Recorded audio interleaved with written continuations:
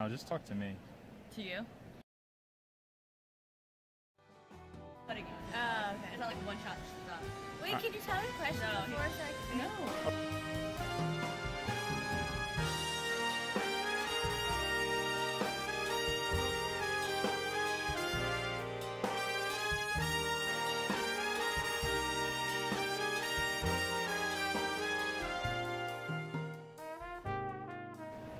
Okay, Daphne, midyear just ended. How do you feel? Awesome. I'm exhausted. I blacked out for the last 4 days. I am mentally and physically drained. I can't think. But it's been an awesome experience. Midyear just ended. How do you feel right now? A little tired. Exhausted? Tired, relieved, but stressed. Okay. I'm feeling pretty overwhelmed. I have a lot of work I have to do looking at programs, a lot of research I still have to do. I still have to refine my CV. I still have to write up a letter of intent. I have my work cut out for me. That's how I feel right now. These past 4 days were really long, really tiring, and I'm excited to be done. This entire process is an interview. So from the time you set foot in the airport to the time you're back at home is all an interview.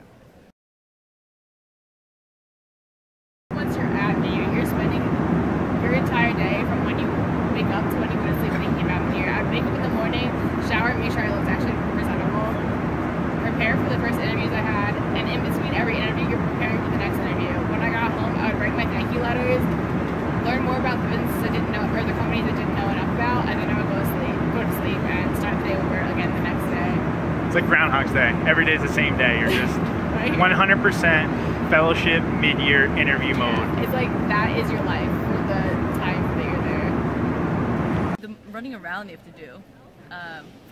You just don't realize like where you have to be at one time and where you have to be the next time, and you think a half hour, oh, you have a feasible amount of time to do it. It's really not. You're running from place to place and constantly moving. So I think that was really hard to adjust to, and you just get really tired really fast. Would be anywhere from 8 to 14. I would say don't go over 14. No, don't. But you can definitely handle 14. 8 is going to be a lot for you, but I would say shooting for between 8 and 14 for your first round interviews would be a good rule. And yeah, I had 15, and let me tell you, last night I was exhausted to the max. So just, don't go crazy. I wouldn't apply to more than 10, and that includes Rutgers and outside of Rutgers, because you can apply to things like Massachusetts College of Pharmacy, St. John's, University of Sciences. I know that some people get caught up in PPS and just trying to sign up for whatever they can, but really sit down and think, am I willing to move far away for 2 years?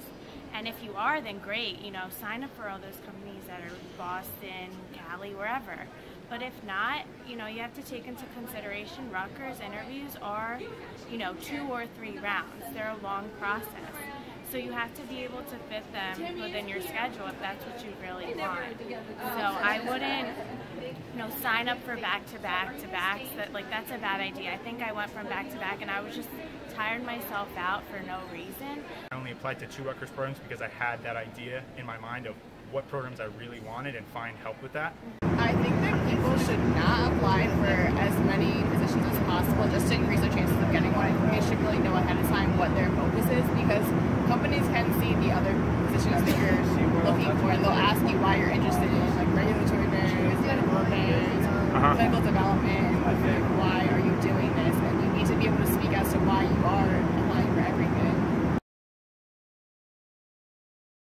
If you're interviewing with Rutgers, you need to get there Friday night, because getting there Saturday morning, there's people in line at 6 a.m. I originally had my flight scheduled for Saturday at 10, and then when I realized that was an awful idea, I changed it to Friday night, and I'm glad that I did. Everybody looks very nice. I think it's important to dress the part when you're interviewing for a good position. You always want to wear, at least for interviews, at least you want to stick to, very subdued colors. Like a light blue or a white maybe gray.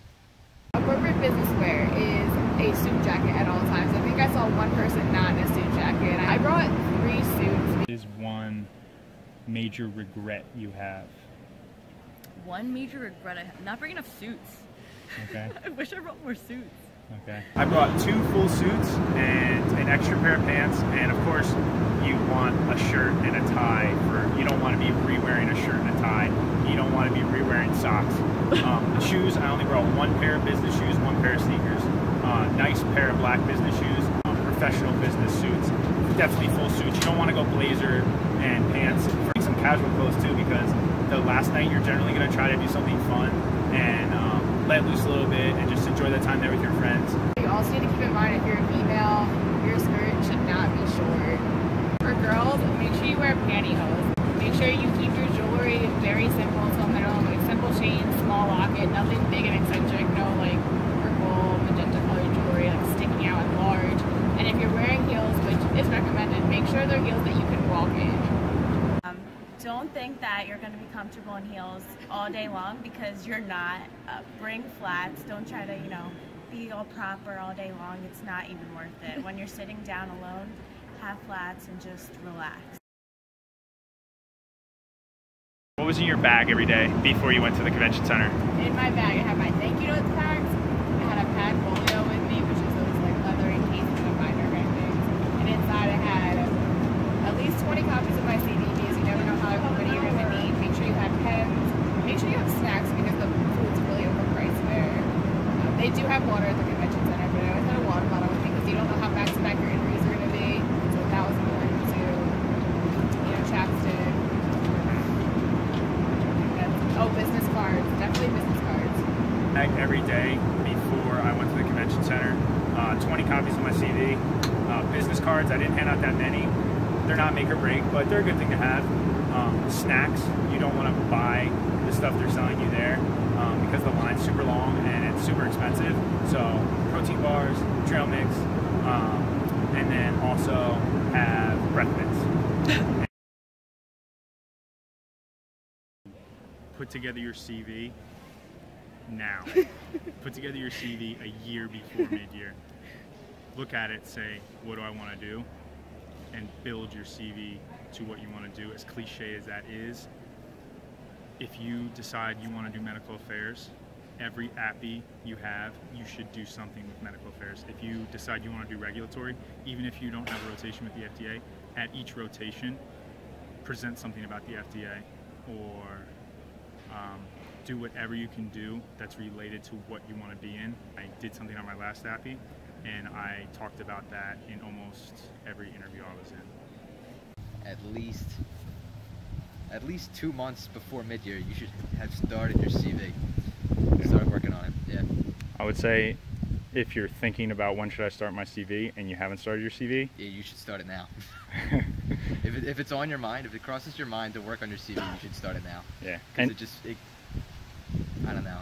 Like, if you're 90% done, you're not 90% done. You're halfway done, and then CV you want to constantly be working on. So after every single rotation, make sure you're updating that. And your letter of intent, I would say work on it as soon as possible after the interview. I haven't started working on mine yet, and I probably should have. But you have a general idea of what you're going to say in that letter. What do you think about scheduling interviews? Would it be better to get them more towards the beginning of the conference, or better to have them stacked at the end of the conference? It would be better to have interviews in the beginning. I think that you're definitely fresher in the beginning. Although you might not be prepared in terms of having a few under your belt already, you definitely have a better mindset. I think that some of my better interviews were the first few that I had. I would schedule them earlier in the week, because these companies do have receptions, and if you're scheduling them and interview them after their reception, you don't know if they're actually as interested in you, and they don't get to know you as well if you don't have an offer or an invite to their reception. In the course of a day, do you think it's better to have the interviews at the beginning of the day or the end of the day? Have them early as opposed to later. The later you get, the more tired you get. I think that having them early in the day is a better strategy. I think that you're fresher, your mind is fresher, you are not waiting around and mulling over what you're going to say in the interviews. The interviews are meant for you to go in there and be yourself. I would definitely schedule your interviews for the morning. I was actually talking to someone who said that it's funny because anyone that interviews after 1 o'clock, they basically don't feel like listening anymore, because they're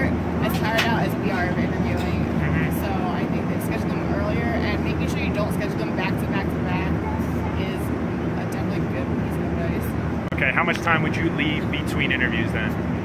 I would schedule them an hour apart. So if you have one at 8, it probably runs 8 to 8:30. Don't schedule the next one until 9. So at least you have a half an hour in between, so you can kind of prepare for the next interview. Your information ahead of time. What's the biggest mistake you've seen someone make here? Biggest mistake people have made is not knowing any of the drugs that the company makes. A simple, easy question. What do we make?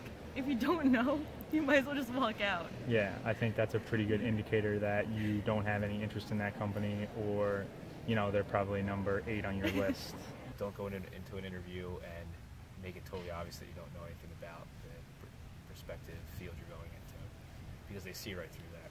Just like basics, like some of their drugs, what they're about as like a culture, and what they're working on now in their pipeline, and just general things that I could talk about during the interview. I think it's really important to know about a company and their background and their pipeline. Showcase. You want to show that you're interested in the program. You want to show that you did some research into the programs. At least half of your interviews will begin by the interviewer saying, "Oh, hey, Kyle, tell me about yourself." So if a company tells them about yourself, what would you say to them? They're not looking for personal information. You're in the interview to showcase your professional self. So I would begin by giving them just an introduction. Hello, my name's Kyle. I'm a 6th-year pharmacy student from the Philadelphia College of Pharmacy. Then go into an experience, relate that to exactly why that experience has made you interested in pursuing the position you're pursuing, and then talk about a positive aspect of your personality from that experience. What about that experience makes you a great candidate? And then the way I ended my so tell me about yourself question was, after I was done going through those 2 experiences, I said, so what else can I tell you? The things you need to make sure you mention is obviously you're going to tell them your name, where you go to school, what your work experience is like, or where you're currently working, and something about yourself that tells them how you became interested in this position, how you became interested in the industry in general. Definitely be able to talk about your 3 greatest strengths and your 3 greatest weaknesses, because multiple companies will ask you about that, and you want to be able to tell them about that and go into detail. So especially in terms of your weaknesses, you want to be able to describe how you're improving upon your weaknesses, because a company doesn't want to see you stuck in that weakness. They want to see you working towards improving it, so they don't have that problem with you if they do select you.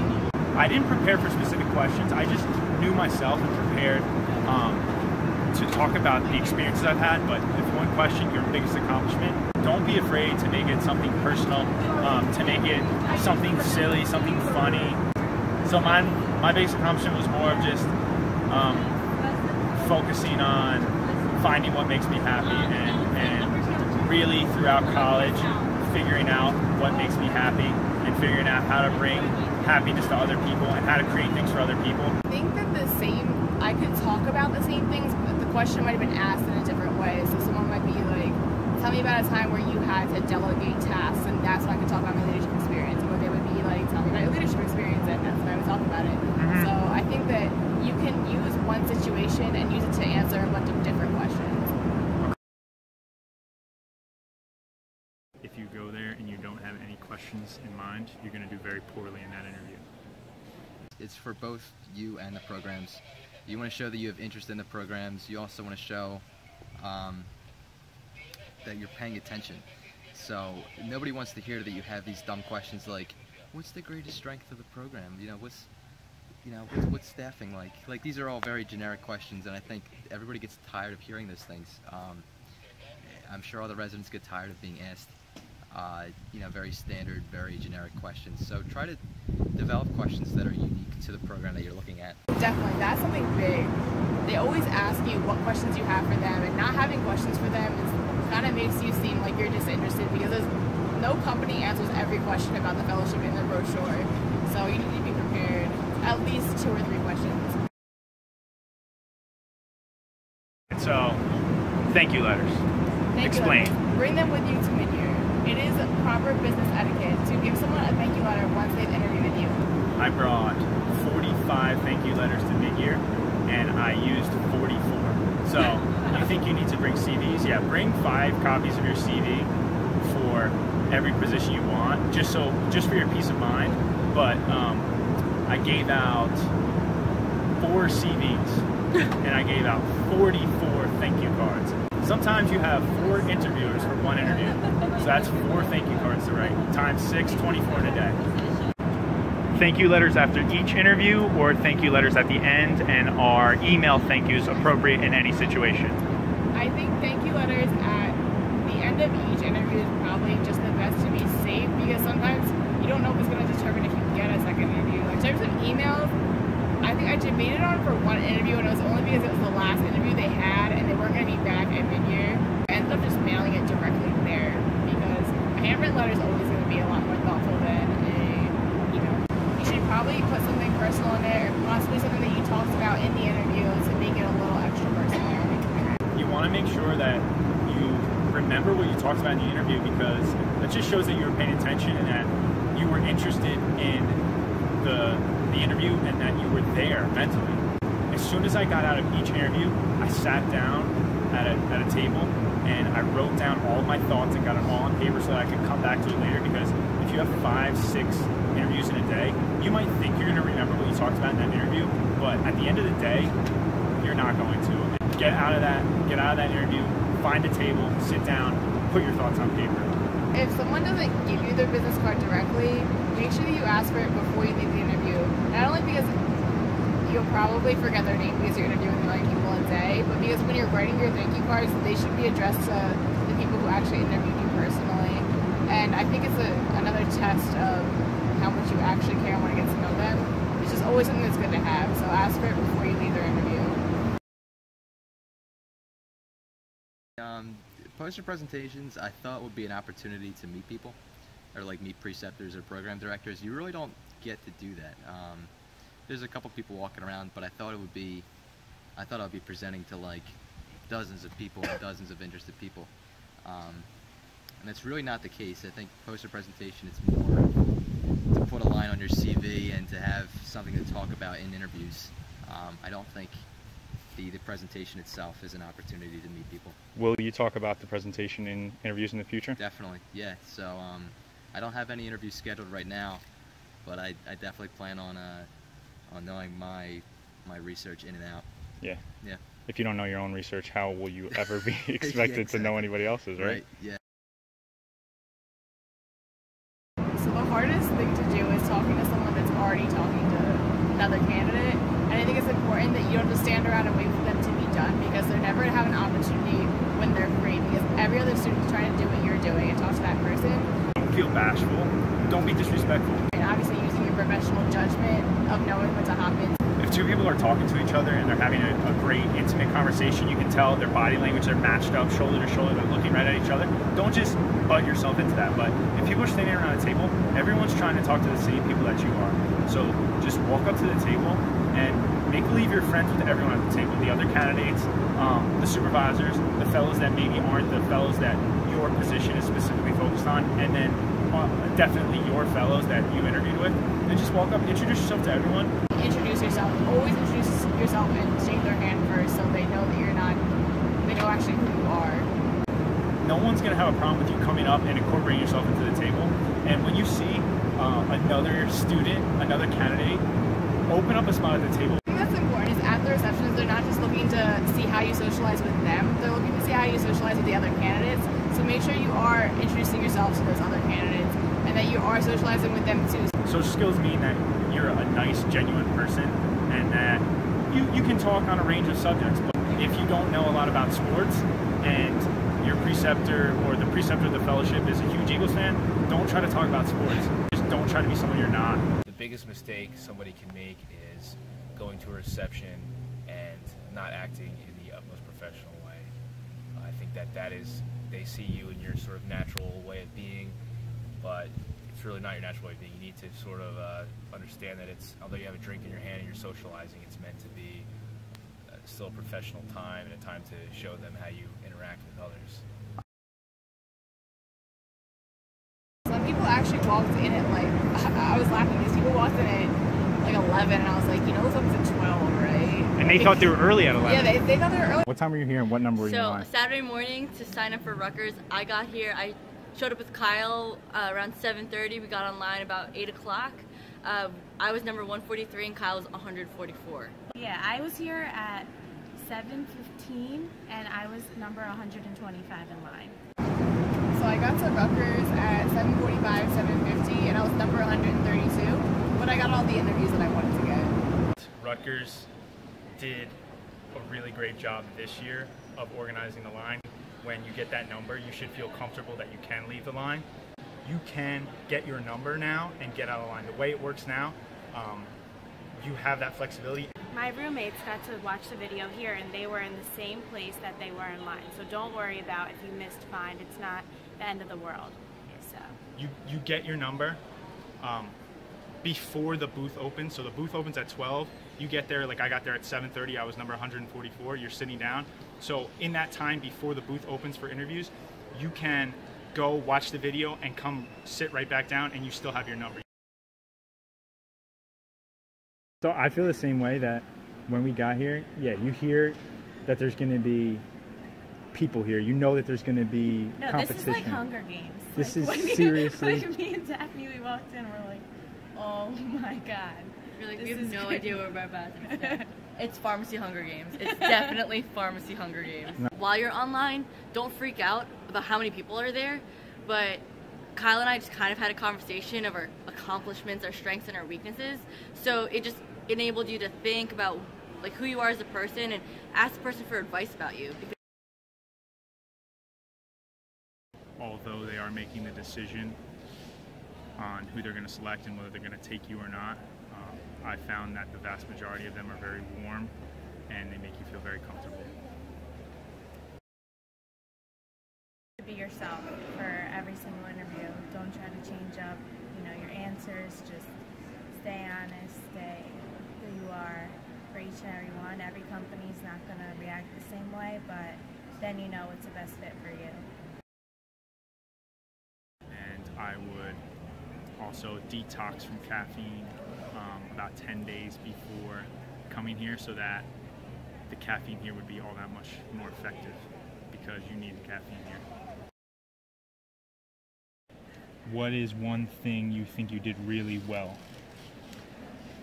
Kept my spirits up. I think definitely from going interview to interview, you gotta refresh yourself.